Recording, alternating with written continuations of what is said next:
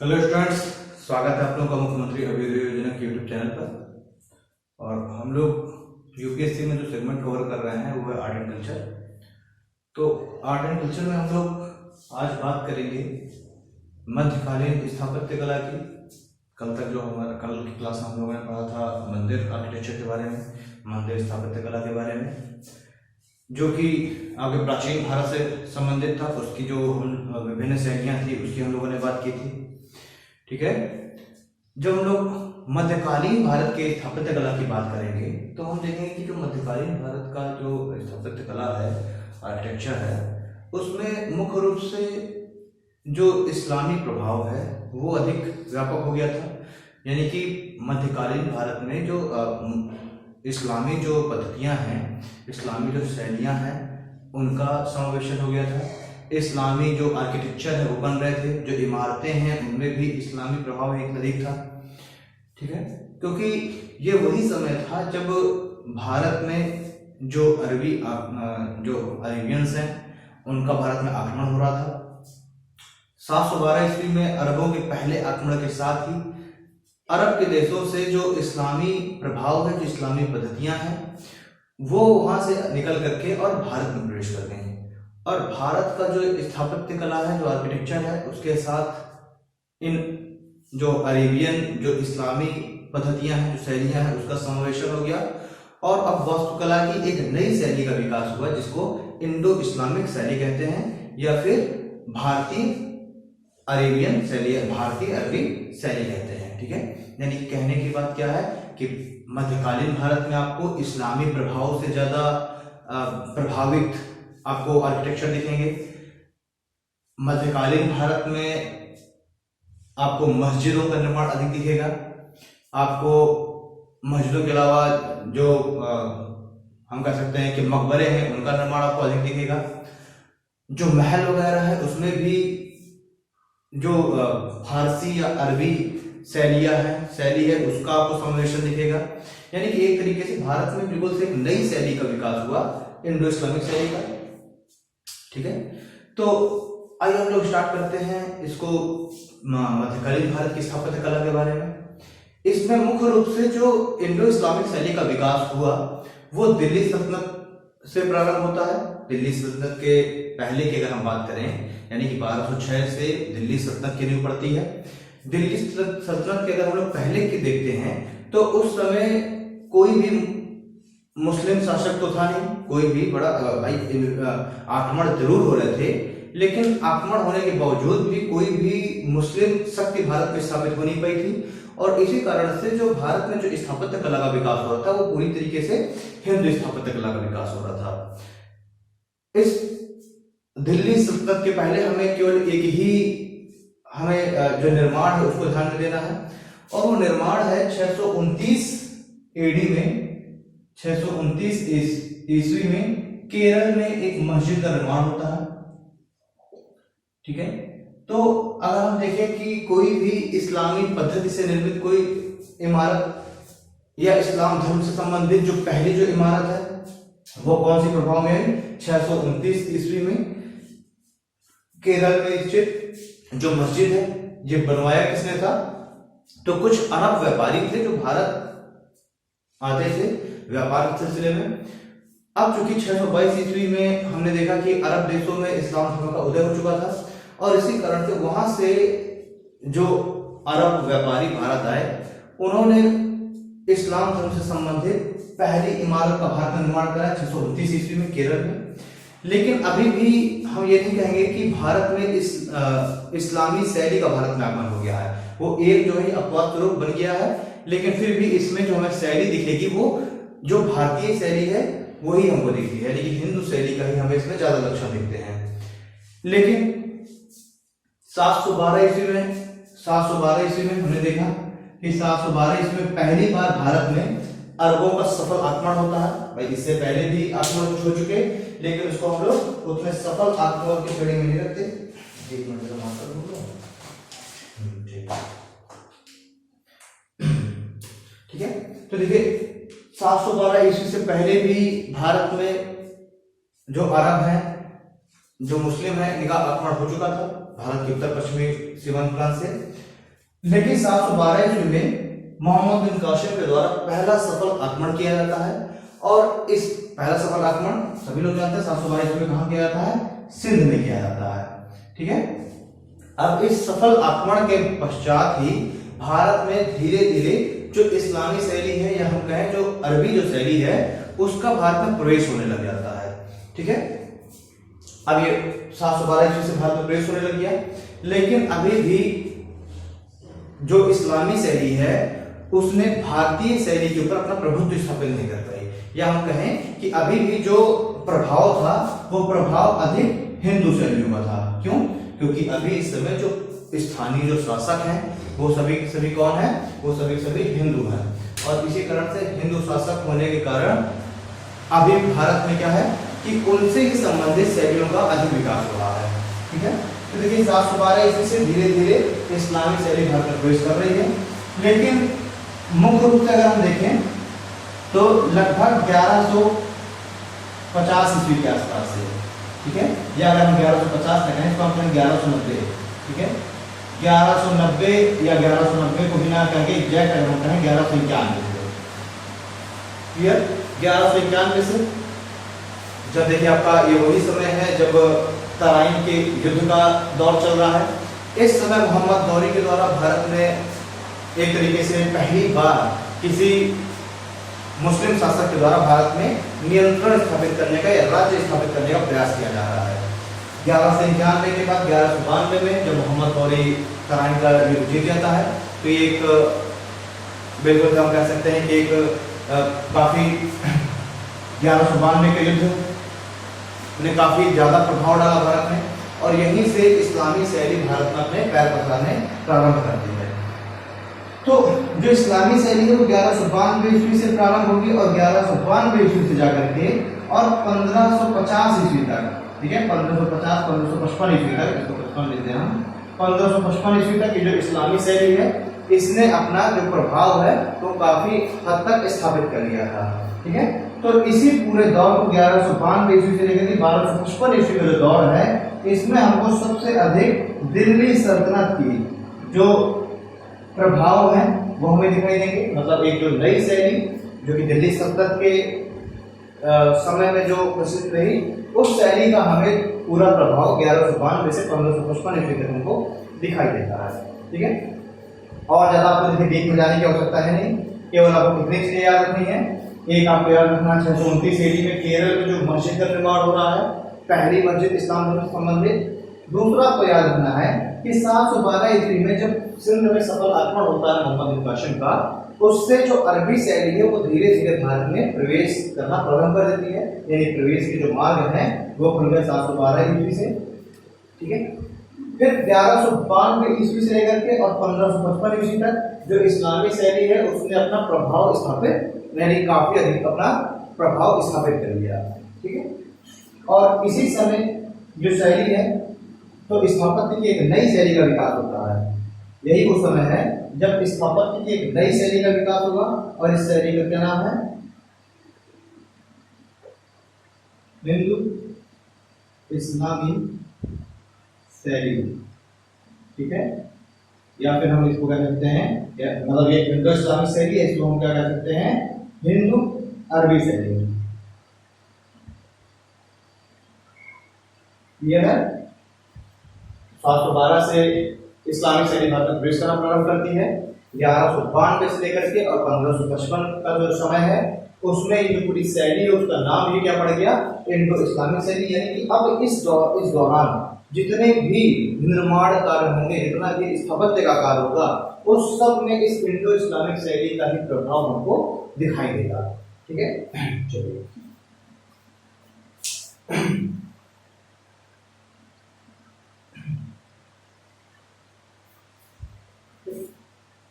तो अब थोड़ा सा चलते हैं इसका और अधिक विकास कब हुआ इस हिंदू इस्लामिक शैली का। तो देखिए 1206 ईस्वी में क्या होता है? 1206 ईस्वी में भारत के सिंहासन में, अगर हम कहें दिल्ली के सिंहासन में एक इस्लामी शासक का नियंत्रण स्थापित होता है। यानी कि दिल्ली सिंहासन में, दिल्ली जो सिंहासन है वो इस्लामी शासक के नियंत्रण में हो जाता है। इस्लामी शासक कौन है? तो कुतुबुद्दीन ऐबक, यानी 1206 ईस्वी में दिल्ली की गद्दी पर एक इस्लामी एक शासक अपनी सत्ता स्थापित करता है और उस शासक का नाम है कुतुबुद्दीन ऐबक। और इसी से एक नए वंश का उदय होगा जिसको हम कह सकते हैं गुलाम वंश, इल्बारी वंश भी कहते हैं, इल्बरी वंश।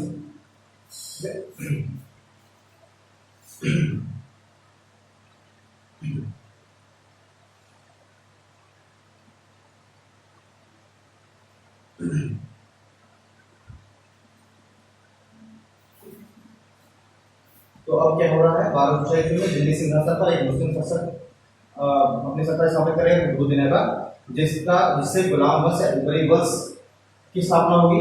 और इसने जो है एक स्थापत्य की एक नई शैली का प्रयोग करना प्रारंभ किया, एक नई शैली का इसने इस्तेमाल करना प्रारंभ किया। और इसी नई शैली को क्या कहा गया? इंडो इस्लामिक शैली, इंडो इस्लामिक शैली। तो बोले ऐबक के द्वारा एक नई शैली का विकास किया गया, इंडो इस्लामिक शैली। बिल्कुल सही, नई शैली थी।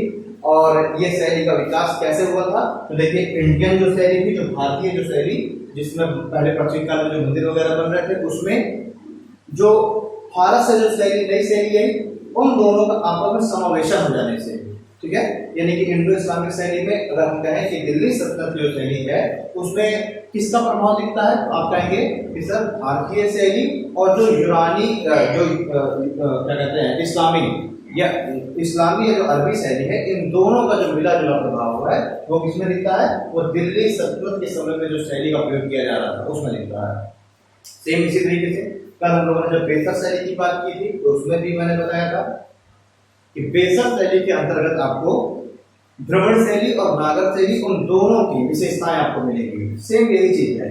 इंडो इस्लामिक शैली में आपको जो भारतीय शैली है प्राचीन काल से जो चली आ रही थी वो, और जो बाहर से जो इस्लामी शैली है, जो अरबी जो शैली भारत में प्रवेश करती है, या जो फारसी शैली भारत में प्रवेश करती है, उन दोनों का जो मिला जुला एक नया, उन दोनों के समायोजन से, उन दोनों के मिलने से जो एक नई शैली का विकास हुआ, उसको हमने क्या कहा? इंडो इस्लामिक शैली। क्लियर? अब हम देखेंगे कि इस समय के जितने भी निर्माण हैं, जितने भी स्थापत्य कार्य हैं, वो सारे के सारे किस शैली में प्रारंभ होंगे? इंडो इस्लामिक शैली में। ठीक है, तो अब देखिए, अब इंडो इस्लामिक शैली आ गई। अब हम लोग बात करेंगे इंडो इस्लामिक शैली में, हम लोग दिल्ली सल्तनत के समय के हम लोग वास्तुकला की बात करेंगे। ठीक है, हम लोग बात करेंगे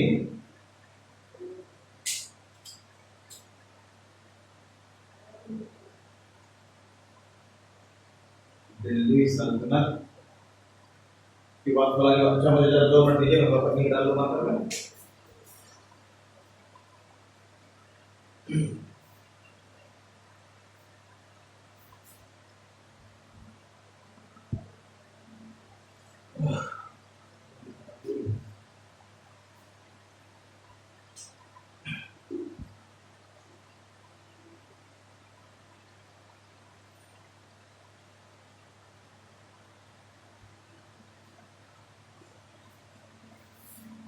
तो देखिए, जो ये इंडो इस्लामिक शैली है उसकी मुख्य विशेषता ये थी कि इस शैली में अब जो जड़ाऊ वाली जो अलंकरण है, ठीक है, चीजें जो है हम कहेंगे कि थोड़ा सा अलंकृत चीजें, और इसमें थोड़ा सा सुलेखन की। ठीक है, अगर आप जैसे कि तूबतुल इस्लाम मस्जिद जाएंगे, या फिर आप मध्यकालीन समय की अब किसी मकबरे वगैरह में जाएंगे तो उसमें आपको सुलेखन का बहुत कार्य मिलेगा। ठीक है, सुलेखन समझ रहे हैं ना? यानी कि उसमें जो है, जो हाथ से लिखे हुए काफी सारे डिजाइन बनाए हुए कुछ ज्यामितीय आकृतियां, इनका प्रयोग आपको अधिक मिलेगा। तो इस जो मध्यकालीन जो स्थापत्य शैली है या जो इंडो इस्लामिक शैली है उसमें आपको जड़ाऊ का कार्य, अलंकरण, और आपको सुलेखन का के द्वारा जो अलंकरण है वो आपको अधिक मिलेगा। तो ये इंडो इस्लामिक शैली की एक महत्वपूर्ण विशेषता है।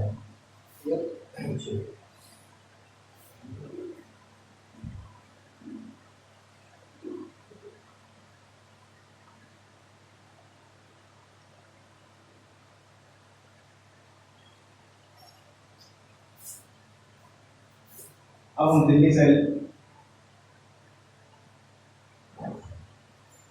दिल्ली शैली की कुछ विशेषताएं देखते हैं। दिल्ली सल्तनत की जो शैली है उसकी कुछ विशेषताएं देखते हैं, या अगर हम कहें दिल्ली सल्तनत की विशेषताएं लेकर के अगर हम थोड़ा सा देखते हैं इंडो इस्लामिक शैली की विशेषताएं। इंडो इस्लामिक जो शैली है इसकी विशेषताएं देखते हैं। पहले तो आप ये समझिए कि जो इंडो इस्लामिक शैली है ये भारतीय प्लस फारसी दोनों शैलियों का एक मिला जुला रूप क्या कहता है इंडो इस्लामिक शैली। इंडो इस्लामिक शैली की अगर हम लोग विशेषताएं देखें तो इसकी पहली विशेषता है, इंडो इस्लामिक शैली की पहली विशेषता है वो क्या है? पहली विशेषता में हम देखेंगे कि इस इंडो इस्लामिक शैली में जो पहले से चली आ रही है लेंटल सहतीर शैली है। इस लेंटल सहतीर शैली के स्थान पर एक नई शैली जिसे मेहराब शैली कहते हैं, मेहराब शैली का प्रयोग हुआ। ठीक है, जो इंडो इस्लामिक शैली है उसमें पहले से चली आ रही जो लेंटल सहतीर शैली है उसके स्थान पर मेहराब शैली का विकास होता है। इंडो इस्लामिक शैली की सबसे प्रमुख विशेषता है यानी मेहराब शैली का विकास हुआ। दूसरा हम देखेंगे कि इस जो इंडो इस्लामिक शैली है इसमें किसी भी निर्माण के चारों तरफ मान के चलिए कोई मकबरा है तो उधर कोई मकबरा बना या फिर कोई मस्जिद बनी तो मकबरा या मस्जिद में चारों कोनों पर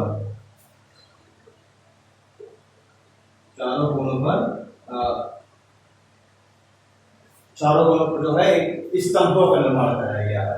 ठीक है, यानी कि मीनारों का। ठीक है, मकबरा या मस्जिद में चारों कोनों पर मीनारों का इस्तेमाल कराया गया है। अगर आप ताजमहल देखोगे, ताजमहल में भी आपने देखा, ताजमहल में भी बीच में मकबरा है और उसके चारों कोनों पर क्या किया गया है तो मीनारों का निर्माण कराया गया है। ये इंडो इस्लामिक शैली की मुख्य विशेषता थी।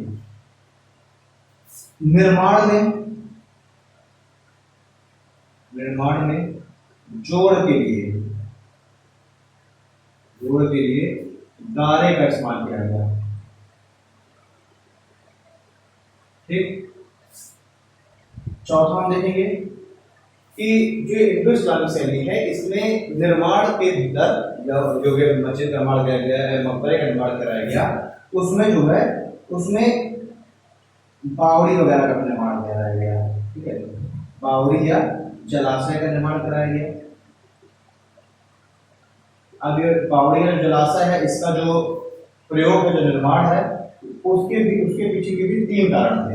एक तो धार्मिक प्रयोजन था, एक तो धार्मिक प्रयोजन के लिए भी जलाशय का निर्माण कराया जाता था। दूसरा कराया जाता था कि जो निर्माण है इस निर्माण को शीतलता देने के लिए, भाई जहाँ पानी होगा वहां पर शीतलता होगी, तो एक तो धार्मिक प्रयोजन के लिए, दूसरा निर्माण को शीतलता देने के लिए, और तीसरा जो है सजावट के लिए। ठीक है, तीसरा इस्तेमाल किया जाता था सजावट के लिए। तो इसमें हम देखेंगे कि जलाशय का निर्माण होता था, फव्वारों का भी निर्माण किया जाता था। तो इस तरीके से इंडो इस्लामिक शैली के अंतर्गत जो निर्माण कराया गया, जो स्थापत्य कला का विकास हुआ, उसमें बावड़ी या जलाशय का भी निर्माण कराया गया। निर्माण के लिए गारे का इस्तेमाल किया गया, जोड़ के लिए मकबरा या मस्जिद के चारों कोनों पर मीनारों का निर्माण कराया गया, और लेंटल सहतीर के स्थान पर मेहराबदार शैली का इस्तेमाल कराया गया। ठीक है, यानी मेहराब वगैरह बनाया गया। ठीक, ये इंडो इस्लामिक शैली की विशेषता है। कुछ और अगर हम विशेषता देखेंगे तो अच्छा, इंडो इस्लामिक शैली की बहुत महत्वपूर्ण विशेषता ये है कि जहां हमें भारतीय वास्तुकला में या भारतीय स्थापत्य कला में हमें जब मंदिरों का निर्माण हो रहा था या भवनों का जो भी निर्माण हुआ उसमें तमाम मानव या फिर पशु पक्षियों की आकृति का चित्रण हमको मिलता है।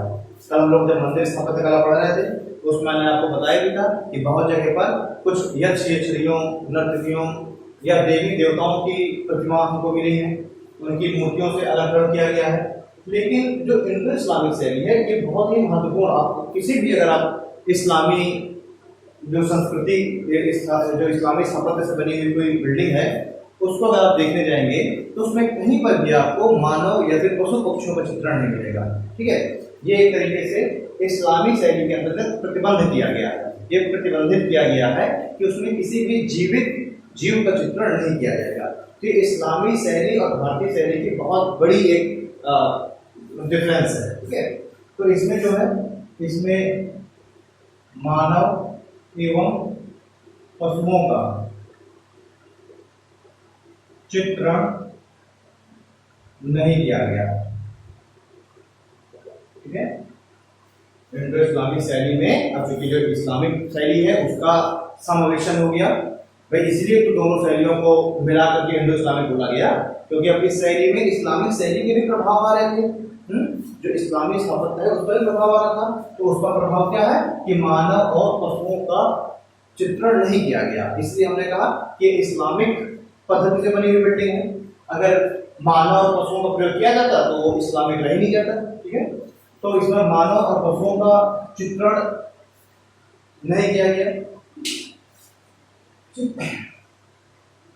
गाले का प्रयोग हो गया, ये हो गया। अब हम देखेंगे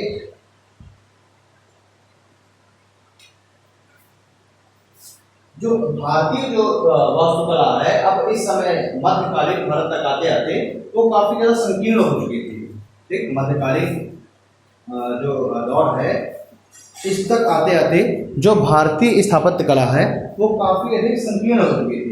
लेकिन जब इसमें इस्लामिक शैली का जब समावेशन हुआ तो अब इसमें फिर से एक बार फिर से काफी ज्यादा उभरता आ गई, ठीक है। काफी ज्यादा इसमें हम कहेंगे व्यापकता और उभरता काफी अधिक आ गई। तो कह सकते हैं कि इस्लामी शैली के समावेशन के पश्चात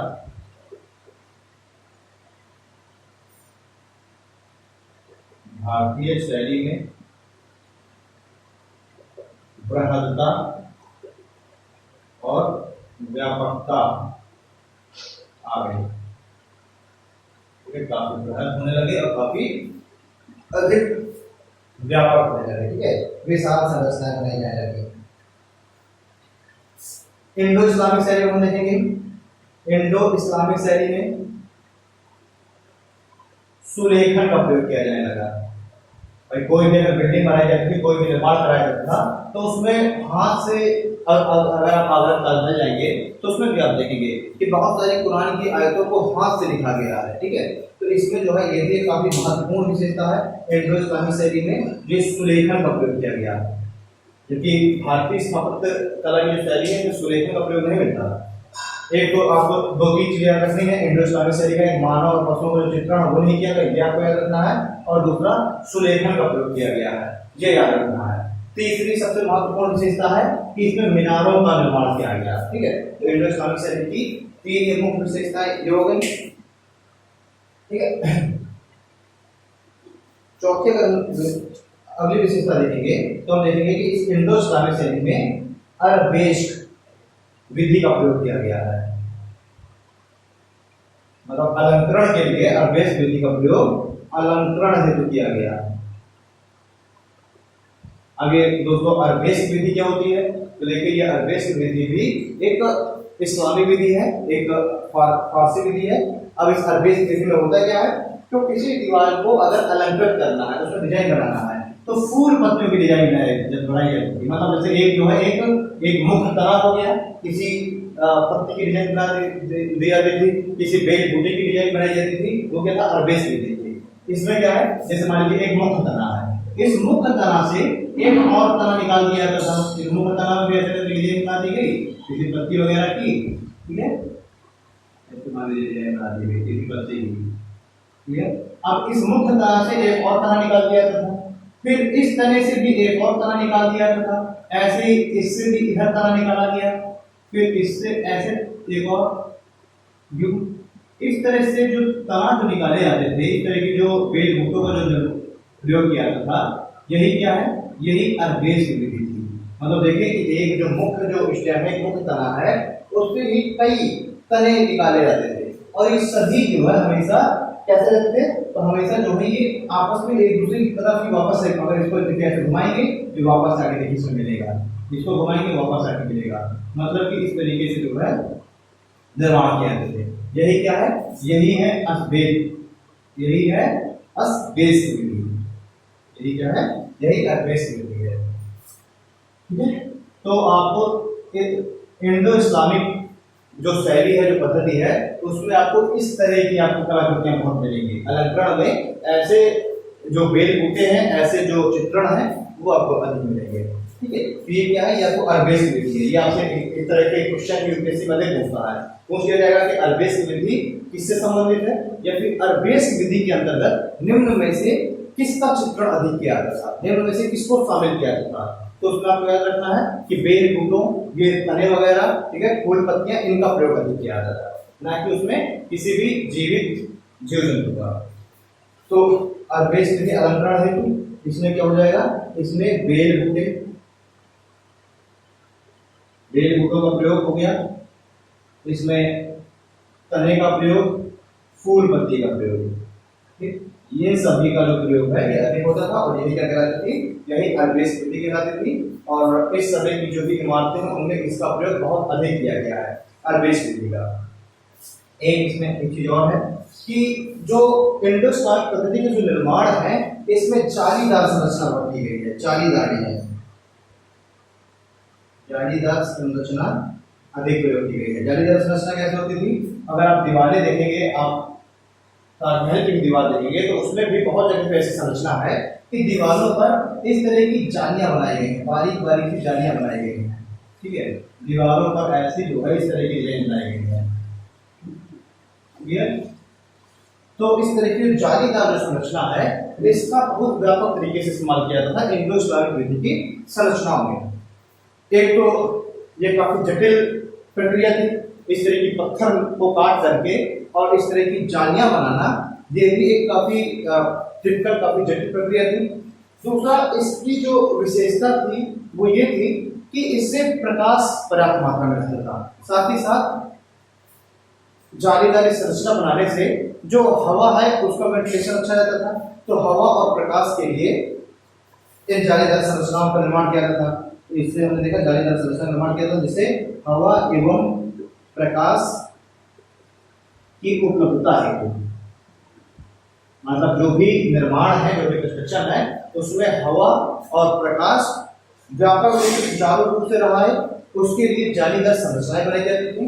इससे ये आशय निकालता है कि जो इस्लामी पद्धति है, जो इस्लामिक विधि है, उसमें प्रकाश को काफी महत्व दिया गया है।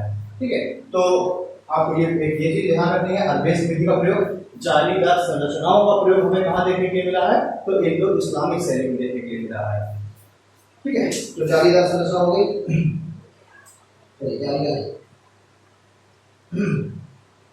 हमने देख लिया कि फव्वारों वगैरह का अच्छा प्रयोग किया जाता था, बावड़ी वगैरह का हमने प्रयोग किया। अच्छा,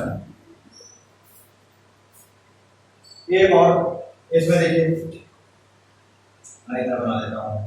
इंडो इस्लामिक शैली के अंतर्गत 4 भाग शैली का प्रयोग किया गया। ठीक, जो इंडो इस्लामिक शैली है उसके अंतर्गत इस समय निर्माण होने लगे थे ये 4 भाग पद्धति का। 4 भाग पद्धति क्या है, मान के लिए एक वर्गाकार जमीन है, इस वर्गाकार जमीन को, इस वर्गाकार जमीन में इस तरीके से पार्षद बना दिए थे, रास्ते बना दिए थे बीचों बीच, और इसमें 4 कोनों में भाग बनाए जाते थे, और ये चारों भाग बिल्कुल एक जैसे होते थे। ठीक है, ये चारों भाग बिल्कुल एक जैसे होते थे, क्योंकि जो 4 भाग जो पद्धति है, ये भी इंडो इस्लामिक शैली के अंतर्गत भी इसका भी विकास हुआ। तो ये भी आपको याद रखना है। हम लखनऊ को 4 भाग अगर देख लें तो वो भी इसी समय का ही निर्मित है, इसी शैली, जो इंडो इस्लामिक शैली है उसके द्वारा निर्मित है। ठीक, तो इंडो इस्लामिक शैली के अंतर्गत ये जो 4 भाग शैली है, इसका प्रचलन हुआ।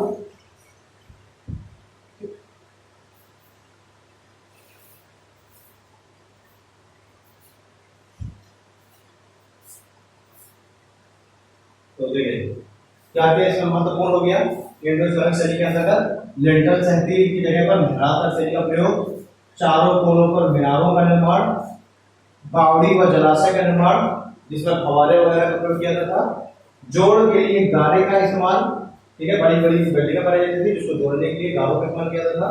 फिर मानव और पशुओं के चित्रों का प्रयोग नहीं किया जाता था, इसकी जगह पर अर्बेस्क विधि का प्रयोग किया जाता था जिसमें बेल, बूटे और फूल पत्तियों आदि को शामिल किया गया। इंडो इस्लामिक में अलंकरण के लिए सुलेखन का प्रयोग किया गया। ठीक है, हाथ से जो है बहुत सारी आयतें वगैरह कुरान की उल्लेख करके और अलंकरण किया गया। ठीक, फिर हम देखेंगे जालीदार संरचना बनाई गई, दीवारों पर पत्थरों को काट करके जालीदार संरचना बनाई गई जिससे कि हवा का निकास होता रहे और प्रकाश वगैरह की होता रहे। 10वां इसमें महत्वपूर्ण क्या है, इंडो इस्लामिक शैली के अंतर्गत चार भाग शैली का विकास हुआ। चार भाग शैली मैंने बताया कि एक वर्गाकार जमीन के भूखंड को चार भागों में बांट दिया था और चारों तरफ चारों कोनों पर क्या बनाया था, एक ही जैसे बागों को बनाया जाता था, एक ही जैसे बगीचे बनाए जाते थे। इन चारों को एक रास्ते के द्वारा मिला दिया जाता था, इस तरीके से रास्ता बनाया जाता था जो कि संपूर्ण में दूसरे को काटते थे और चारों तरफ बाग बना करके इसके बीच में भैया फव्वारे वगैरह लगाए जाते थे। फव्वारे जो पेड़ पौधे हैं उन पर कैसे बनाए जाते थे। अब ये हो गया। एक और मुख्य बचा हुआ है जो कि अगर आप देखेंगे 2019 का जो आईएएस है, 2018 का जो आईएएस है उसमें पूछा गया है पित्रादुरा शैली। ठीक है, तो इसमें जो है दोस्तों इंडो इस्लामिक शैली के अंतर्गत पित्रादुरा शैली का प्रयोग किया गया।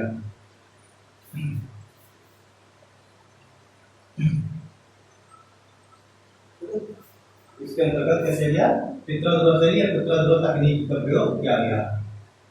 अभी उसमें ये पूछा गया कि पित्रादुरा तकनीक इनमें से किससे संबंधित है। तो देखिए अब इंडो इस्लामिक शैली में पित्रादुरा तकनीक का प्रयोग किया गया। अब पित्रादुरा तकनीकी है क्या, ध्यान से समझिए। मान के चलिए कि किसी निर्माण की कोई इमारत है, किसी भी मकबरे की या किसी भी मस्जिद की कोई एक वो है दीवार है। ठीक है, किसी निर्माण की कोई एक दीवार है, मान के चलिए किसी मकबरे के अंदर दीवार ले ली, आप मान के चलिए कि मयूर सिंहासन का पीछे का हिस्सा है। ठीक है, अब इसमें क्या है कि इस दीवार को अलंकृत करने के लिए, इस दीवार में सजावट करने के लिए उस दीवार में, ठीक है, जो दीवार थी इस दीवार में कीमती पत्थर एवं कीमती रत्नों को जड़ा जाता था। जड़ना समझ रहे हैं ना, लगाया जाता था। मतलब अगर कोई इमारत है तो उसकी किसी दीवार को सजाने के लिए तो उसका पहले तो डिजाइन बनाई जाती थी बेल बूटों की, और बेस पद्धति थी। फिर उन बेल बूटों में, उन पत्तियों में, अपने जो फूल हैं उनमें और ज्यादा सजावट करने के लिए, यानी कि उनमें और भी अधिक उनको विशाल बनाने के लिए, और भी अधिक उनको आकर्षक बनाने के लिए उन पर क्या किया था, उन दीवारों को या उन दीवारों को कीमती पत्थरों से सजाया जाता था और वो जो अरबेस मिट्टी से जो फूल पत्तियां बनी हैं उनमें रत्नों को जड़ दिया जाता था। और इसी जो तकनीक है, ठीक है, सजावट की इसी तकनीक को क्या कहा जाता था, पित्रादुरा। अगर आपसे पूछा था पित्रादुरा तकनीक क्या है तो आप एक लाइन में बता सकते हैं कि दीवारों या किसी भी डिजाइन को अलंकृत करने के लिए जब कीमती पत्थरों का या कीमती रत्नों का इन सब का प्रयोग किया जाता था तो उसी को क्या कहा जाता है, पित्रादुरा तकनीकी, यानी अलंकरण की उसी शैली को, उसी तकनीकी को, टेक्निक को क्या कहा जाता है, पित्रादुरा तकनीकी। तो हमने पित्रादुरा तकनीकी देखी। चलिए, तो ये तो हो गई दोस्तों इंडो इस्लामिक शैली की कुछ विशेषताएं।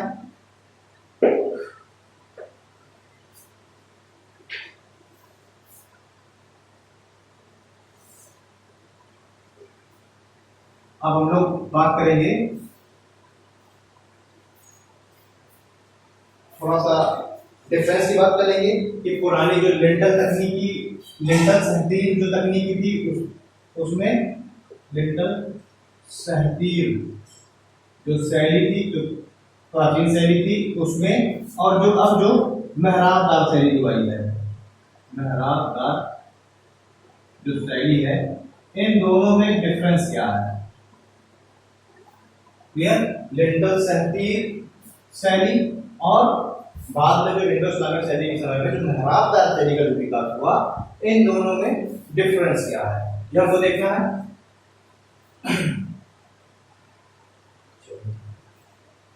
तो जो लिंटल सहतीर जो शैली थी, इससे संबंधित जो भी निर्माण थे, जो भी भवन थे, इनमें देखिए, इनमें लिंटल का प्रयोग किया था। लिंटल क्या था, तो इस तरह की आकृति बनाई जाती थी। ठीक है, बिल्डिंग में कुछ ऐसी आकृति बनाई जाती थी। तो ये क्या है, लिंटल पहला 2 नंबर तक क्या है कि लिंटर का प्रयोग किया जाता था, कुछ इस तरीके की तकनीकी। मेहराबदार शैली में मेहराब एवं गुंबद का इस्तेमाल किया जाता है। मेहराब एवं गुंबद का प्रयोग किया जाता है किसमें? मेहराबदार शैली के अंतर्गत। लिंटर शैली के अंतर्गत ऐसी डिजाइन रहती थी लिंटर, जिसको लिंटर कहा जाता था, और मेहराबदार शैली में मेहराब एवं गुंबद का प्रयोग किया जाता था। दूसरा डिफरेंस क्या है इसमें? इसमें मीनारों का प्रयोग नहीं किया जाता, मीनारों का निर्माण नहीं किया जाता। जबकि जो मेहराबदार शैली है इसमें किसी भी गुंबद या किसी भी मस्जिद के चारों तरफ मीनारों का निर्माण किया जाता है, मीनारों का निर्माण किया जाता था। ठीक है, जिसमें आपका मीनारों का निर्माण किया जाता था और उसमें जो चारों तरफ मीनारों का निर्माण किया जाता था। लिंटर शैली जो शैली है इसमें हम देखेंगे कि जो भी मुख्य इमारत बनाई गई उस मुख्य इमारत के ऊपर शिखर का प्रयोग किया जाता है। लिंटर शैली जो शैली है इसमें क्या है कि जो भी मुख्य इमारत बनाई गई लिंटर शैली से संबंधित तमाम मंदिर भी बनाए गए, तो मंदिर के शीर्ष पर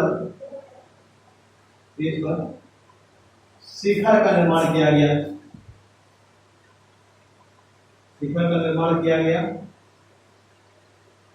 जो कि शंक्वाकार या वक्राकार होते थे, जो कि शंक्वाकार या वक्राकार होते थे। इधर अगर हम लोग देखें तो इधर मेहराबदार शैली से शैली में मुख्य रूप से मस्जिद का निर्माण होता था, तो मस्जिद में गुंबद का प्रयोग होता था, यानी गुंबद का निर्माण होता था। और जो गुंबद है ये कैसे होते थे? ये अर्धगोलाकार होते थे। क्लियर? मंदिर के शीर्ष पर शिखर का निर्माण किया जाता था जो कि कैसे होते थे? जो कि कोनिकल शंक्वाकार या फिर वक्राकार होते थे। और मस्जिद में गुंबद का प्रयोग किया जाता था, मस्जिद के ऊपर एक गुंबदाकार आकृति बनाई जाती थी जो कि कैसी होती थी? अर्धगोलाकार होती थी। आप लोगों ने बहुत जगह देखा तो मस्जिद में हमेशा ऐसी कौन की आकृति देखेंगे, अर्धगोलाकार आकृति देखेंगे। ठीक है, और अगर आप लिंटर शैली के अंतर्गत आप मंदिरों का निर्माण देखेंगे तो उसमें आप कुछ इस तरीके की ऐसी जो है शंक्वाकार आकृति देखेंगे, जबकि मस्जिद में आप कैसे देखेंगे? आपको इस तरीके की आप अर्धगोलाकार आकृति देखते हैं। इसे हम क्या कहते हैं? इसको हम गुंबद कहते हैं। और इसको क्या बोलेंगे? इसको हम सीखा जिसको दक्षिण भारत में विमान भी कहते हैं। ठीक है, चलिए अब जो लिंटर शैली है इसमें अगर हम लोग देखेंगे तो लिंटर शैली के अंतर्गत जो निर्माण कार्य है, ठीक है, जिसको हम क्या कहेंगे? इसको हम घटक कहेंगे, जो निर्माण जो सामग्री है, या हम देखें कि लिंटर शैली तकनीक के अंतर्गत जो निर्माण सामग्री है, निर्माण सामग्री में पत्थरों का इस्तेमाल किया गया, पत्थरों का प्रयोग। पत्थरों में हम देख रहे हैं कि जब मंदिर निर्माण हम पढ़ रहे थे तो उसमें देख रहे थे कि बलुआ पत्थरों का प्रयोग किया गया था, ग्रेनाइट का प्रयोग किया गया था, संगमरमर का प्रयोग किया गया था, चारकोलाइट का प्रयोग किया गया था। तो इस तरीके से निर्माण सामग्री में किसका प्रयोग किया गया था? पत्थरों का प्रयोग किया गया था। ठीक है, जिसमें चैन ब्लॉकिंग तकनीक का भी प्रयोग किया गया काफी जगह पर। और इसमें अगर हम देखेंगे तो इसमें जो सामग्री है, जो निर्माण सामग्री है, इस निर्माण सामग्री में दोस्तों ईंट का प्रयोग हुआ, चूना का प्रयोग हुआ, गारे का प्रयोग हुआ। ठीक है, इन सब का प्रयोग है। ईंट और चूना का प्रयोग हुआ, जोड़ने के लिए गारे का प्रयोग हुआ। तो इस तरीके से इसको मजबूती देने के लिए गारे का प्रयोग बहुत अधिक मात्रा में हुआ, और गारे का प्रयोग करके जो मेहराबदार शैली के जो निर्माण है इसमें इनको मजबूती देने का प्रयास किया गया। चलिए, ये हम लोगों ने बात की। पहले तो हमने इंडो इस्लामिक शैली की बात की कि क्या है इंडो इस्लामिक शैली, कब उसका भारत में आगमन हुआ, किस वक्त उसका विकास हुआ। ठीक है, 712 ईस्वी से इस्लामी शैली भारत में प्रवेश करने लगी। लेकिन इसका जो मुख्य रूप से हम कहेंगे कि भारतीय शैली के साथ जब समावेशन हुआ, जब इनको मिला करके इंडो इस्लामिक शैली कहा जाने लग गया, तो वो समय था 1191 से लेकर के 1555 का समय। ठीक है, ये वो समय था जब इंडो इस्लामिक शैली का विकास हो रहा था, और उसमें फिर हम लोगों ने इंडो इस्लामिक शैली में विशेषताएं देखी कि उसके अंतर्गत जो भी निर्माण कार्य हुए उसकी क्या क्या विशेषताएं थी, क्या क्या नई चीजों को एडॉप्ट किया गया, ये हम लोगों ने बात कर ली। फिर हम लोगों ने बात कर ली कि जो पुरानी जो लिंटल सहतीर तकनीकी थी उसमें और आधुनिक उस समय की जो नई भारत प्रदेश की जो नवाबदार शैली है, इन दोनों में अंतर क्या है। तो मुख्य अंतर हमने ये देख लिया, इसमें यहाँ ईंट चूने गारे का प्रयोग हो रहा था, वहीं यहाँ पर पत्थरों का प्रयोग हो रहा था। यहाँ पर मंदिर विशेष पर शिखर बनाए जा रहे थे जो कि शंकुआकार और उपराकार होते थे, वहीं इसमें मस्जिद का निर्माण हो रहा था और इसमें गुंबद बनाए जा रहे थे। यहाँ पर मीनारों का निर्माण किया जाता था। अगर मान लीजिए इस तरह की कोई मस्जिद बनाई गई, तो क्या वो भी तो एक मस्जिद, वो भी तो एक मकबरा ही है, मान के चलिए देखिए ये गुंबदाकार ऐसी एक कम बनाई गई, इसके चारों कोनों पर इस तरीके से मीनार बनाए जाते थे, चारों कोनों पर मीनार बनाए जाते थे। इसी में जो है एक ऐसे जलाशय टाइप का भी बनाया जाता था डिजाइन करने के लिए। यहाँ पर पार्क वगैरह का खूब इस्तेमाल किया गया, खूब सारे पार्क वगैरह बनाए गए। क्लियर? तो ये सब क्या है, जैसे कि ये आपकी मीनार हो गई, ये आपका जलाशय हो गया, इसमें आपका फव्वारा वगैरह लगा था, ये आपके क्या हो गए, ये आपके बाग हो गए, और ये मुख, ये गुंबद हो गया। ठीक है, ये आपकी क्या हो गई, ये आपका मकबरा हो गया। देखिए इसमें हम लोगों ने क्या क्या देख लिया, ये मकबरा देख लिया, इसके ऊपर गुंबद देख लिया, ये चारों तरफ मीनारे देख ली, जलाशय देख लिया सुझाव के लिए था, और ये चारों कोनों पर बाग देख लिया। यानी एक ही चित्र में हम लोगों ने इंडो इस्लामिक शैली की, यानी जिसे हम दर्शन देख रहे हैं, उनकी सारी विशेषताएं देख ली। लेकिन अगर हम यहीं पर बात करेंगे हम लिंटल सहतीर तकनीक की, तो इसमें क्या है, इसमें इस तरीके से आपका इस तरीके से मुख्य मंदिर होता था, उसका इस तरीके से शिखर होता था, यहाँ पर इस तरीके से सभा भवन का निर्माण किया जाता था, जब सामने सभा भवन का निर्माण। क्लियर? यहाँ पर मुख्य देवी देवता जो भी है, यहाँ पर प्रवेश द्वार बना दिया जाता था। अब इसमें जो है कहीं पर भी ना ही बागों का इस्तेमाल किया गया, ना ही मीनारों का इस्तेमाल किया गया, और ना ही इस तरीके से अलंकरण के लिए जलाशयों का इस्तेमाल किया गया। कुछ शैलियों में हमको बावड़ी अवश्य मिली है जिसका धार्मिक प्रयोजन के लिए इस्तेमाल किया जाता था। ठीक है, तो ये देखिए, ये जो है ये है आपका लिंटल सहतीर तकनीकी।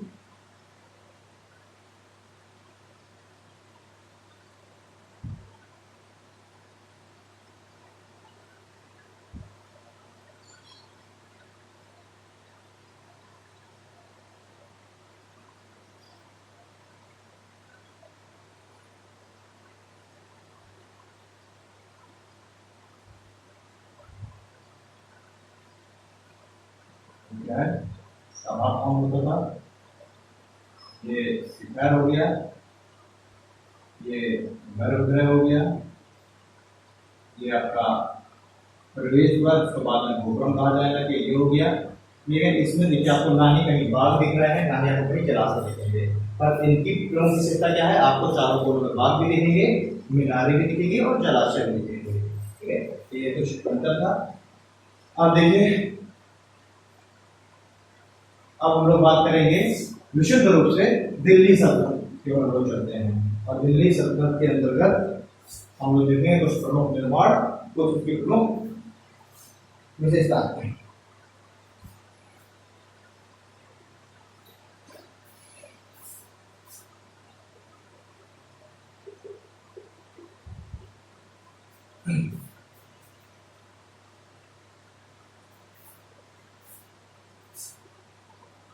दिल्ली सल्तनत काल के दौरान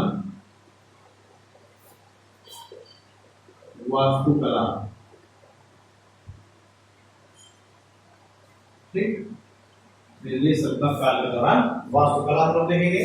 तो देखिए दिल्ली सल्तनत 1206 ईस्वी से लेकर के और 1526 ईस्वी तक क्या माना जाता है, दिल्ली सल्तनत का पूरा काल माना जाता है, 1206 से लेकर के 1526 ईस्वी तक, यानी कि 320 सालों का जो 320 जो वर्ष है, इसका पूरा समय इसके अंतर्गत माना जाता है, दिल्ली सल्तनत के अंतर्गत।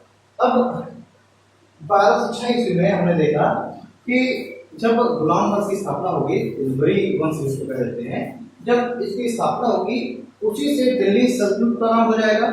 जब जो है गुलाम वंश की अल्पमत की स्थापना हुई, उसी से क्या हो जाएगा, दिल्ली सल्तनत प्रारंभ हो जाएगा।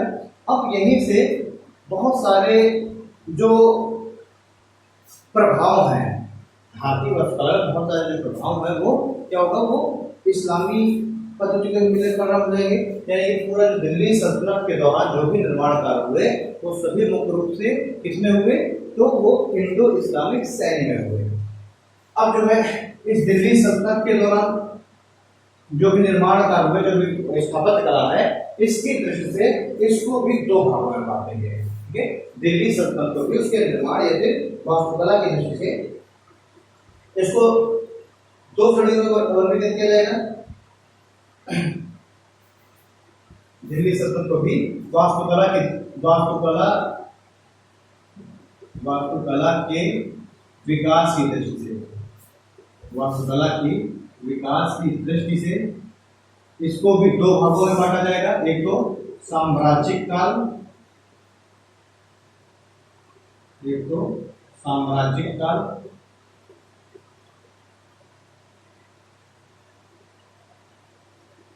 एक तो हो गया तो साम्राज्यिक काल, और दूसरा क्या हो गया, दूसरा प्रादेशिक या प्रांतीय काल। ठीक,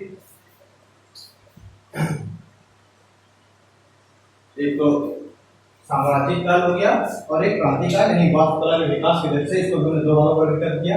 जो साम्राज्यिक काल है, इसमें जो वास्तुकला का जो विकास है वो किसके द्वारा किया गया, वो शासकों के द्वारा किया गया। वास्तुकला का जो संरक्षण है, जो विकास है, जो स्थापत्य है, जो निर्माण है, वो किसके द्वारा किया गया, शासकों के द्वारा। और प्रांतीय काल, प्रादेशिक काल में जो विकास है वो किया गया प्रांतीय शासकों, जो प्रांतीय शासक थे एवं सरदारों के द्वारा।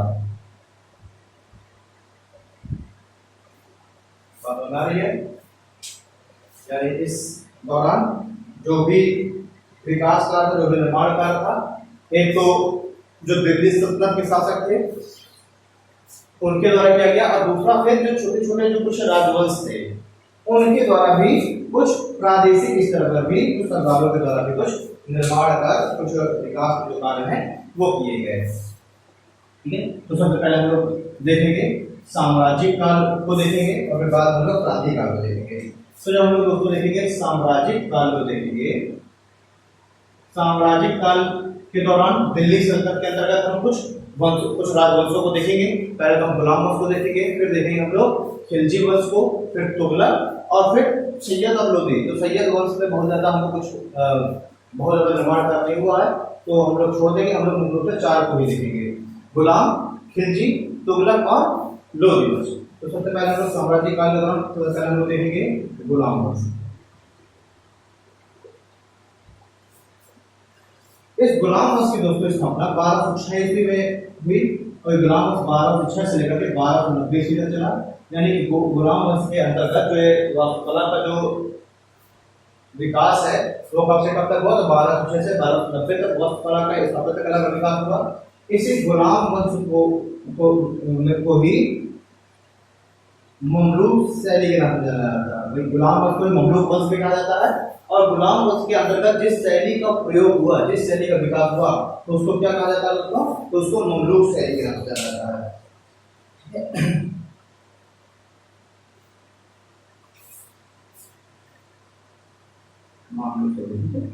तो गुलाम वंश के अंतर्गत जिस शैली का प्रयोग हुआ, जिस शैली का विकास हुआ, उसको वास्तुकला की शैली को कहा जाता है, तो इसको मामलूक शैली के रूप में जाना गया है।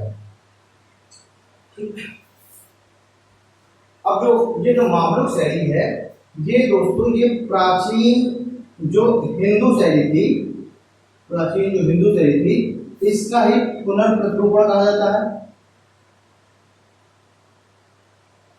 मतलब कि इसमें बहुत अधिक जो प्रतिबिंब जो दिख रहा था, जो बहुत ज्यादा जो चीजें समावेशित थी, वो किससे थी, हिंदू शैली से समावेशित थी। तो मामलूक शैली को ही प्राचीन हिंदू शैली का पुनर्प्रतिरूपण कहा जाता था। इसमें विशेषता यानी कि हिंदू शैली की अधिक थी, तो मामलूक शैली को प्राचीन हिंदू शैली का पुनर्प्रतिरूपण भी कहा जाता था। ठीक, और इसके दौरान जो गुलाम वंश के शासक हैं, तो इन्होंने काफी सारे निर्माण कार्य कराए। गुलाम अहमद के शासक हैं, यानी कि मामलुक शैली में कई स्मारकों का निर्माण कराया गया। कई स्मारकों, मस्जिदों, ठीक है, कई सारे मकबरों आदि का निर्माण, साथ साथ कुछ भवनों का भी निर्माण किया गया। तो मामलुक शैली के अंतर्गत कई स्मारकों एवं भवनों का निर्माण कराया गया। चलिए, इसमें मुख्य जो निर्माण कार्य हैं वो दो ही तीन हैं मुख्य रूप से, अगर आप देखेंगे। एक हम देखें तो मामलुक शैली के दौरान ही सबसे पहले हम देखते हैं कुतुब मीनार का निर्माण कराया गया। मामलुक शैली में कुतुब मीनार का निर्माण कराया गया। अब इस कुतुब मीनार के निर्माण में दोस्तों जो कुतुबुद्दीन ऐबक है, इस कुतुबुद्दीन ऐबक के द्वारा कुतुब मीनार का केवल जो पहली मंजिल है, या अगर हम कह सकें जो तल है,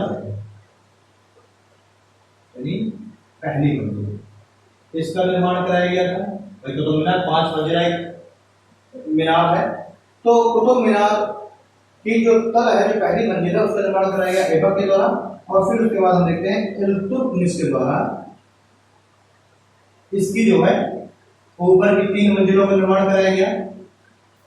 तो इस तरीके से ये 4 मंजिलें तो गुलाम अहमद के द्वारा निर्मित हुई, यानी कि मामलुक जो शैली है उसमें निर्माण हुआ है शुरुआत की 4 मंजिलों का।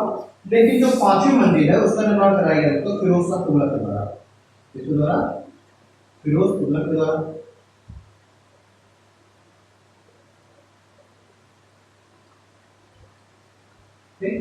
लोगों ने फिरोज तुगलक के द्वारा जो 5वीं मंजिल है उसका निर्माण कराया था। ये भी आपसे क्वेश्चन पूछ लेता है कि जो कुतुब मीनार है उसकी जो 5वीं मंजिल है उसका निर्माण किसके द्वारा कराया गया, या फिर किस शैली में उसका निर्माण हुआ। तिगलक शैली की बटारी, तुगलक वंश की बटारी शैली के द्वारा, और निर्माण किसने कराया, फिरोज तुगलक ने। पहली मंजिल का निर्माण ऐबक ने कराया, या फिर शुरुआत किसने की, ऐबक ने। 3 मंजिलों का निर्माण फिर इल्तुतमिश ने कराया। तो ये दोनों आपकी मामलुक शैली से रिलेटेड है, और फिरोज तुगलक ने जो कराया वो आगे हम लोग बताएंगे फिरोज तुगलक में किस शैली से किया गया था। एक तो कुतुब मीनार हो गया, दूसरा इसे हम लोग देखेंगे तो कुव्वत उल इस्लाम मस्जिद का निर्माण। कुव्वत उल इस्लाम मस्जिद का जो निर्माण है वो भी इसी मामलुक शैली की ही देन है। मामलुक शैली से भी जो कुव्वत उल इस्लाम जो मस्जिद है उसका निर्माण कराया गया।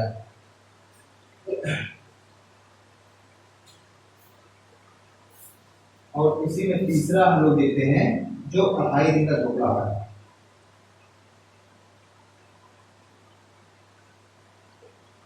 ये मुख्य निर्माण है कुतुब मीनार, कुव्वत उल इस्लाम। देखिए जो कुव्वत उल इस्लाम जो मस्जिद है, कहा जाता है कि एक जैन मंदिर को परिवर्तित करके और किसका निर्माण कराया गया है, तो कुव्वत उल इस्लाम मस्जिद का निर्माण कराया गया था। ठीक है, वही 2.5 दिन का जो झोपड़ा उसको भी संस्कृत विद्यालय की जगह पर 2.5 दिन के झोपड़े का निर्माण कराया गया था। तो हम लोगों ने देखे कुव्वत उल इस्लाम, 2.5 दिन का झोपड़ा और कुतुब मीनार। ठीक है, जहां ये दोनों कहां पर है, दिल्ली में है, वही 2.5 दिन का झोपड़ा कहां पर है, ये अजमेर में है। ठीक, पृथ्वीराज चौहान के द्वारा निर्मित एक संस्कृत विद्यालय था, उसी को विध्वंस करके और 2.5 दिन का झोपड़ा का निर्माण कराया गया था अजमेर में। वही कुव्वत उल इस्लाम का मस्जिद है, जैन मंदिर को परिवर्तित करके दिल्ली में कुव्वत उल इस्लाम मस्जिद का निर्माण कराया गया, और बख्तियार काकी के नाम पर कुतुब मीनार, ये जो कुतुब मीनार है इसका निर्माण कराया गया। ठीक है,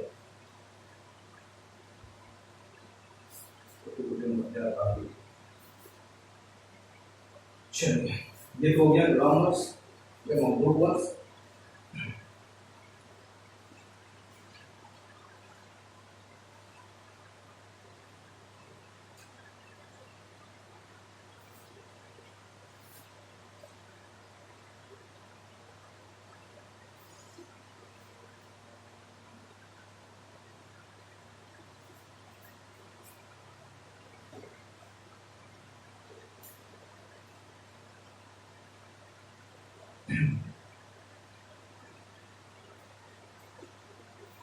अरे जो ये कुव्वत इस्लाम मस्जिद है दोस्तों, ये उत्तर भारत की सबसे बड़ी मस्जिद है। उत्तर भारत की सबसे बड़ी मस्जिद है, ठीक है। कौन सी? कुव्वत उल इस्लाम मस्जिद। और कुव्वत उल इस्लाम का जो अर्थ है, कुव्वत उल इस्लाम का जो शाब्दिक अर्थ है वो है इस्लाम की ताकत। कुव्वत उल इस्लाम का शाब्दिक अर्थ क्या है? तो शाब्दिक अर्थ है कुव्वत उल इस्लाम का शाब्दिक अर्थ क्या है? इस्लाम की ताकत। अगर हम थोड़ा सा इस कुव्वत उल इस्लाम मस्जिद का एक डायग्राम बनाए, ठीक है, एक रफली एक डायग्राम बनाते हैं, तो हम देखेंगे कि किस तरीके से इसका निर्माण है।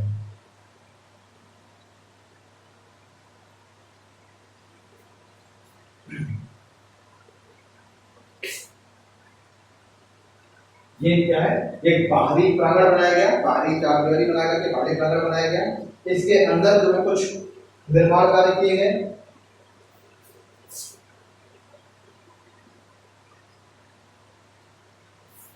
आंतरिक प्रांगण बनाया गया। इस आंतरिक प्रांगण में हम लोग देखेंगे तो इनसे संबंधित एक सभा भवन टाइप का बनाया गया, जिसमें सभी लोग बैठ करके और क्या करेंगे? नमाज वगैरह अदा करेंगे। इसमें जो है एक संरचना बनाएगी, आंतरिक संरचना।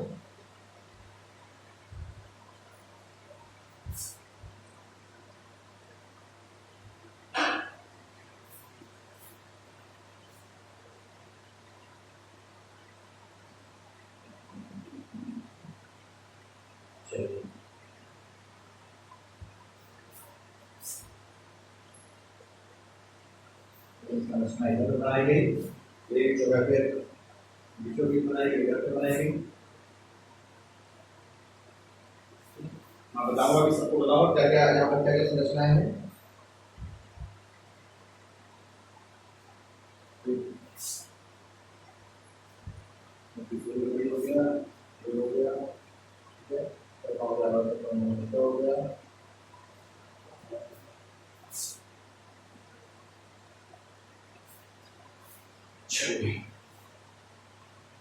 लेकिन ये क्या है दोस्तों? ये है पूरा का पूरा कुतुब कॉम्प्लेक्स। पूरा का पूरा क्या है? कुतुब कॉम्प्लेक्स है। अगर आप लोग घूमने जाएंगे तो पूरा कॉम्प्लेक्स है। इस कॉम्प्लेक्स के अंदर ये सारी चीजें बनी हुई है। एक कुतुब कॉम्प्लेक्स है, ठीक है। मैं बताता हूँ क्या क्या है ये सभी चीजें। देखिए ये है दोस्तों, ये है स्मिथ की सूर्यघड़ी। यहाँ पर सर स्मिथ ने एक सूर्यघड़ी का निर्माण कराया था। स्मिथ की ये सूर्यघड़ी है, ठीक। ये आपकी क्या है? ये मुगल कालीन मस्जिद है। यहाँ पर बाद में निर्माण कराया गया एक मस्जिद का, जो मुगल कालीन मस्जिद है। मुगलों के समय में यहाँ पर बाद में निर्माण कराया गया इस कॉम्प्लेक्स के अंदर मुगल कालीन मस्जिद का, ठीक। चलिए यहाँ पर जो है एक मीनार का निर्माण कराया गया है, जिसको कहते हैं अलाई मीनार। कहते हैं अलाई मीनार, जिसका निर्माण किसने कराया है? तो इसका निर्माण कराया है अलाउद्दीन ने। अलाउद्दीन ने अलाई मीनार का निर्माण कराया गया, अलाई मीनार हो गया, ठीक है। चलिए बीचों बीच जो है गुप्त वंश का एक मीनार है। इस मीनार को कहते हैं महरौली की मीनार। महरौली की मीनार ये मैंने आपको गुप्त काल में बताया भी था कि गुप्त काल में ही पत्थरों की जगह पर अब धातु के स्तंभों का प्रयोग होने लगा था। तो ये क्या है? ये एक आयरन पिलर है। ये आयरन पिलर है, ठीक है। और ये आयरन पिलर महरौली की मीनार कहते हैं। और ये किसके द्वारा निर्मित है? तो ये गुप्त वंश में इसका निर्माण, गुप्त वंश के द्वारा गुप्त काल में इसका निर्माण कराया गया, ठीक है। तो गुप्तास एज की ये यहाँ पर एक क्या बनाया गया? पिलर स्थित है बिल्कुल केंद्र भाग में, जिसको हम कहते हैं महरौली की मीनार। और ये आयरन पिलर है, यानी कि लॉन्च बनी हुई है। तो आयरन पिलर का गुप्तास हो गई। अब यहाँ पर निर्माण कार्य किया गया है कुतुब मीनार का। ये क्या है? तो ये है दोस्तों, ये है कुतुब मीनार। एक ही कॉम्प्लेक्स के अंदर कितनी चीजें हैं, ये कुतुब मीनार है, ये महारावली की मीनार है, यहाँ पर अलाई मीनार है जो कि अलाउद्दीन खिलजी ने बनवाई, ये मुगल मराठी मस्जिद है, यहाँ पर स्मिथ की सूर्य घड़ी है, ठीक। यहाँ पर एक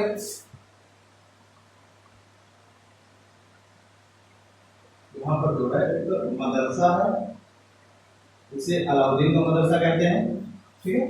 तो यहाँ पर एक मदरसा है और इसके बगल में अगर हम देखेंगे तो इस जगह पर ये जो है ये इल्तुतमिश का मकबरा है, इसका मकबरा है दोस्तों, इल्तुतमिश का मकबरा, तो इल्तुतमिश का मकबरा हो गया, मदरसा हो गया। यहीं पर एक संरचना है जिसको हम कहते हैं अलाई दरवाजा। तो आपसे एग्जाम में कभी पूछ लिया था कि अलाई दरवाजा व अलाई मीनार कहाँ है, तो आप बताएंगे कि वही कुतुब कॉम्प्लेक्स में जहाँ कुतुब मीनार है उसी के पास अलाई दरवाजा भी है, ये है अलाई दरवाजा, और ये क्या है, ये है अलाई मीनार। ये महारावली की मीनार हो गई, गुप्ता देश की, ठीक है। ये आपके मुगल कालीन मस्जिद हो गई, इसमें की सूर्य घड़ी हो गई, मदरसा हो गया, इसको अलाउद्दीन मदरसा कह देते हैं, कुतुब मीनार, अलाई दरवाजा, ठीक है। ये क्या है, ये पूरी संरचना हमको देखने के लिए मिली।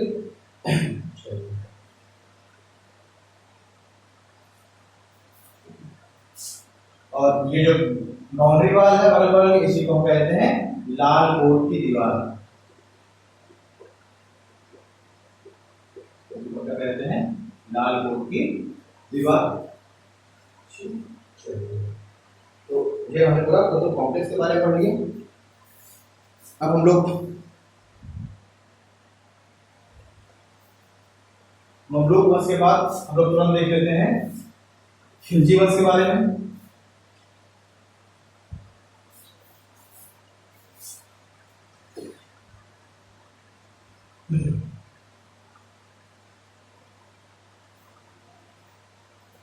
हम लोग देखेंगे खिलजी वंश। दोस्तों खिलजी जो वंश है ये 1290 ईस्वी से लेकर के और 1320 ईस्वी तक रहा, और इस खिलजी वंश के द्वारा जो शैली का प्रयोग किया गया उस शैली का नाम है सालजुक शैली। जैसे वहां पर मामलुक शैली का प्रयोग हुआ, वहीं खिलजी वंश के दौरान सालजुक शैली का प्रयोग हुआ।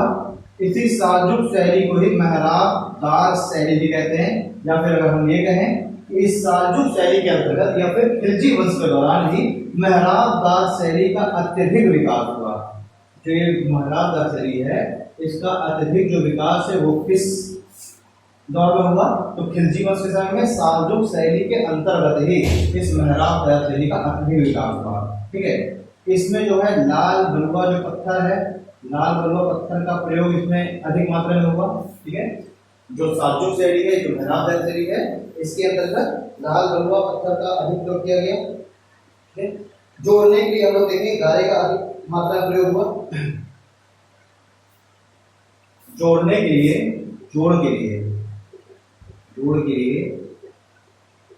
गारे का प्रयोग, जोड़ के लिए गारे का प्रयोग किया गया। इसमें अगर हम लोग थोड़ा सा कुछ एग्जांपल देखें तो देखिए जो अलाई दरवाजा है ना, अलाई दरवाजा और अलाई मीनार दोनों अलाउद्दीन खिलजी के द्वारा बनाई गई। तो अलाई दरवाजा जो कि अलाउद्दीन खिलजी के द्वारा बनाई गई, कहाँ पर, उसी दिल्ली में ही जो कुतुब कॉम्प्लेक्स है उसके अंतर्गत। ये देखिए अलाई दरवाजा, अलाई मीनार, तो ये दोनों सालजुक शैली से संबंधित है। देखिए इसी एक कॉम्प्लेक्स मीनार के अंतर्गत, कॉम्प्लेक्स जो कुतुब कॉम्प्लेक्स है उसके अंतर्गत हमें जहां एक और ये जो कुतुब मीनार है इसमें मामलुक शैली के लक्षण दिख रहे हैं, वहीं अलाई दरवाजा, अलाई मीनार में हमें किस शैली के लक्षण दिख रहे हैं, तो हमें सालजुक शैली के लक्षण दिख रहे हैं। वहीं जो महारावली की मीनार है, यह महारावली की मीनार कब की है, गुप्त एज की है, तो हमें उस तरह की भी कुछ चीजें दिख रही हैं। यहाँ पर हमें ब्रिटिश शैली दिख रही है, यहाँ पर हमको मुगल कालीन शैली दिख रही है। तो इस तरीके से इस पूरे एक कुतुब कॉम्प्लेक्स के अंतर्गत हमें बहुत सारी विभिन्न हमें शैलियां दिखाई दे रही हैं। तो इसका एग्जांपल क्या हो गया, अलाई दरवाजा और अलाई मीनार अलाउद्दीन खिलजी द्वारा, और दूसरा है सीडी का मीनार।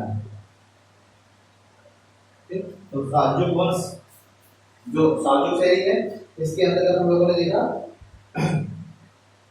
तो अलाई दरवाजा, अलाई मीनार और सीडी का मीनार। ये हो गया खिलजी वंश।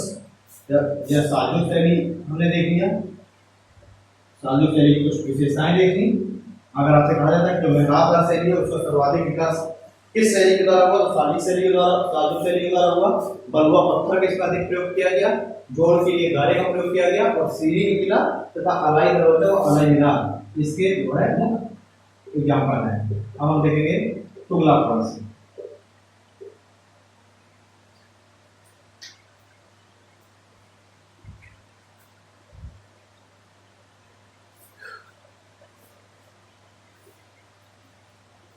तो दोस्तों 1320 से लेकर के और 1414 ईस्वी तक क्या चला, तुगलक जो वंश है, तुगलक वंश चलता है। और इसी दौरान तुगलक वंश के अंतर्गत भी एक शैली का प्रयोग किया गया, ठीक है, एक नई शैली का प्रयोग किया गया। तो तुगलक वंश के अंतर्गत ही एक नई शैली का प्रयोग किया गया और इसमें भट्टार शैली का प्रयोग किया गया।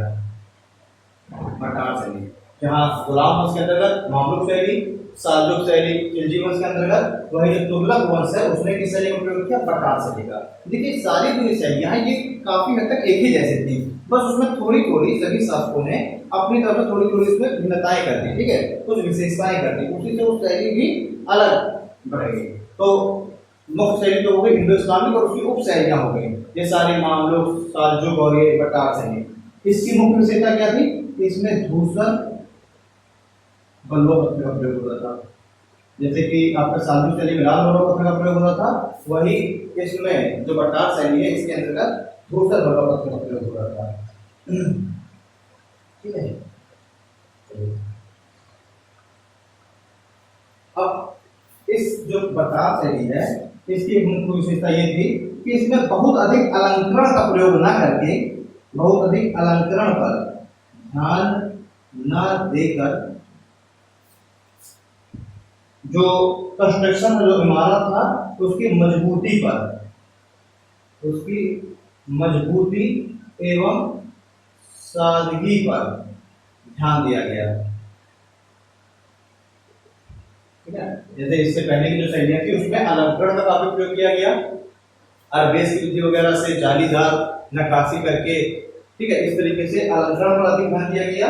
तो इसमें हम देखेंगे कि तुगलक वंश की जो भट्टार शैली के अंतर्गत जो निर्माण है उसमें अलंकरण को ज्यादा ध्यान दे करके, और ध्यान किसमें दिया गया, तो उस इमारत की, उस निर्माण की मजबूती पर और उसकी सादगी पर ध्यान दिया गया।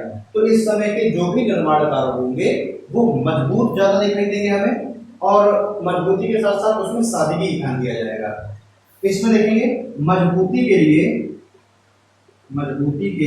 इसमें ढलवा दीवार का प्रयोग हुआ, ठीक है।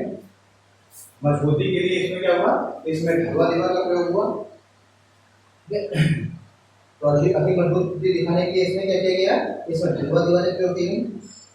कुछ एग्जाम्पल देखेंगे, जैसे कि एग्जाम्पल में अगर हम देखेंगे तो तुगलकाबाद हो गया, तुगलकाबाद नगर हो गया, जहां पनाह नगर हो गया, फिरोजाबाद। ये जो प्रमुख जो नगरों का निर्माण किया गया, इसमें जो किलों का निर्माण किया गया, तो वो इसी तरीके से है, कुछ बहुत ज्यादा अलग नहीं है लेकिन मजबूत बहुत बनाया गया है। तुगलकाबाद नगर, जहांपनाह नगर और फिरोजाबाद नगर, तो ये इसमें हम लोग देखिए कौन सी शैली, भट्टार शैली। अब हम देखेंगे लोधी वंश के अंतर्गत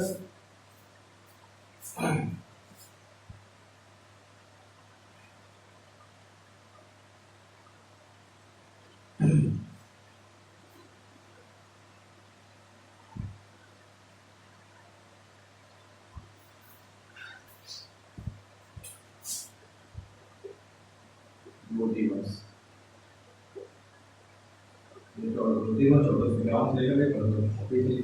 लोधी वंश रहा। ये जो लोधी वंश है दोस्तों, इस लोधी वंश में हम देखेंगे जो पश्चगामी जो शैली, जो पीछे की जो शैलियां हैं उसका समावेशन उन्हीं का प्रयोग होता रहा, ठीक है। यानी कुछ बहुत ज्यादा अंतर नहीं किया गया। तो पुरानी जो शैलियां थी मामलुक, साल्जुक और भट्टार वगैरह, उन्हीं का मिला जुला रूप लोधी वंश के जो अंतर्गत जो शैलियां जो विकसित हुई, जो निर्माण कार्य हुए, उसमें जो पश्चिमानी शैली है उनका ही प्रयोग हुआ। एक मुख्य विशेषता इसमें ये रही कि इसमें अब इसकी जो अगर हम लोग मुख्य विशेषता की बात करें, लोधी वंश के अंतर्गत जो भी निर्माण कार्य हुए, इसकी मुख्य विशेषता ये रही कि बहुत ज्यादा मीनारों वगैरह का निर्माण न करके, बागों का निर्माण न करके, इसमें मकबरों का ही निर्माण किया गया। सिर्फ मकबरों का निर्माण किया गया।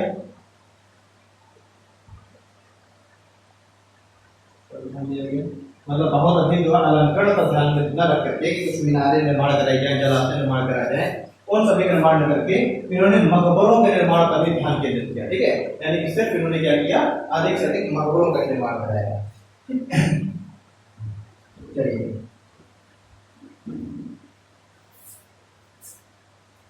इन्होंने क्या किया कि सिर्फ मकबरों के निर्माण पर ध्यान दिया।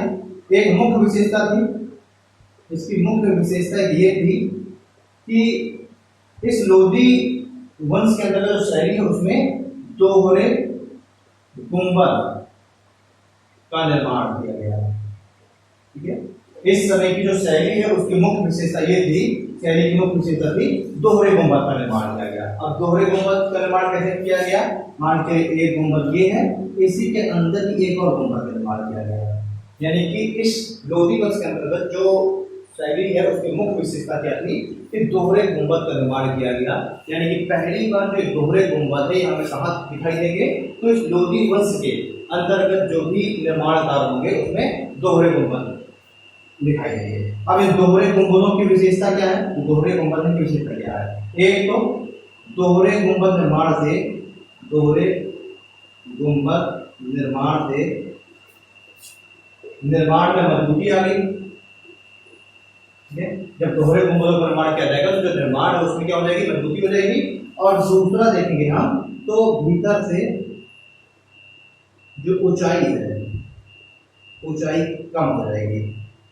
भाई अगर मान लीजिए एक ही देखिए गुंबद है तो भीतर मान लीजिए कोई जगह है तो उसको ऊंचाई बहुत अधिक दिखाई देगी, तो इसको भी ऊंचाई बहुत अधिक अच्छी नहीं लग रही थी, तो इसके लिए भी दोहरा गुंबद बनाया गया। एक इसी के अंदर एक और गुंबद बना दिया गया, तो इससे जब व्यक्ति है तो उसको ऊंचाई भी कम दिखेगी तो थोड़ा सा सही भी लगेगा। तो इसके दो प्रयोग थे, एक तो दोहरे गुंबद का निर्माण करने से जो निर्माण है उसमें मजबूती आ जाती थी, और दूसरा भीतर से जो ऊंचाई है वो भी कम हो जाती थी।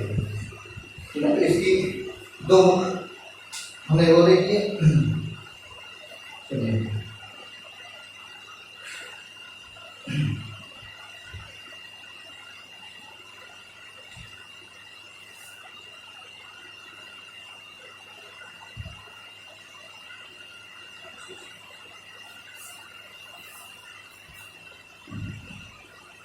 तो एक तो क्या हो गया, लोधी वंश के अंतर्गत दोहरे गुंबद का निर्माण कराया गया, ऊपर एक गुंबद, उसके अंतर्गत उसके अंदर एक खोखला और गुंबद।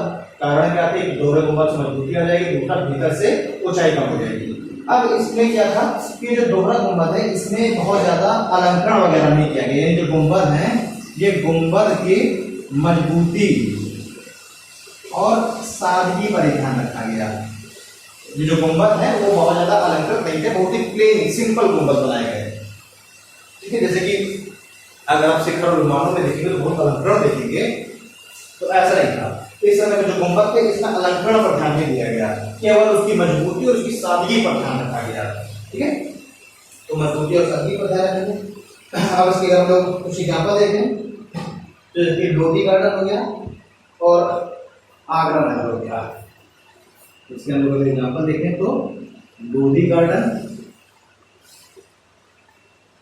हो गया और आगरा नगर। ठीक है, तो दोस्तों ये तो हम लोगों ने देख लिया कि मध्यकालीन भारत में जो दिल्ली सल्तनत है उसके अंतर्गत जो साम्राज्यिक जो काल था, यानी जो शासक वर्ग हैं, जो केंद्रीय शासक हैं, उनके द्वारा जिन शैलियों का प्रयोग किया गया, उनके द्वारा जो मुख्य निर्माण कार्य किए गए उसको हम लोगों ने देख लिया। अब जो हमारा बचा दिल्ली सल्तनत के अंतर्गत ही जो प्रांतीय जो काल है, यानी जो प्रांतीय जो शासक थे, जो सरदार थे, उनके द्वारा जो कुछ विशेषताएं अपनाई गई, जिसमें हम लोग देख लेंगे बंगाल शैली। ठीक है, बंगाल में कुछ जो इंडो इस्लामिक शैली का प्रयोग हो रहा था, बंगाल देखेंगे हम लोग। उसमें हम लोग मांडू शैली को देखेंगे, बीजापुर शैली को देखेंगे, ठीक है, जिसमें हम लोग गोल गुंबद वगैरह देखेंगे। तो इस तरीके से बंगाल शैली हो गया, मांडू शैली हो गया, दक्षिणी शैली, बीजापुर शैली, ठीक, आपकी मालवा शैली, इनको हम लोग इनको देखेंगे हम लोग कल। और कल भी हम लोग मुगल साम्राज्य के अंतर्गत जो निर्माण कार्य किए गए उनको देखेंगे, ठीक है दोस्तों। तो मिलते हैं अगली क्लास में, आज देखते रहते हैं, धन्यवाद।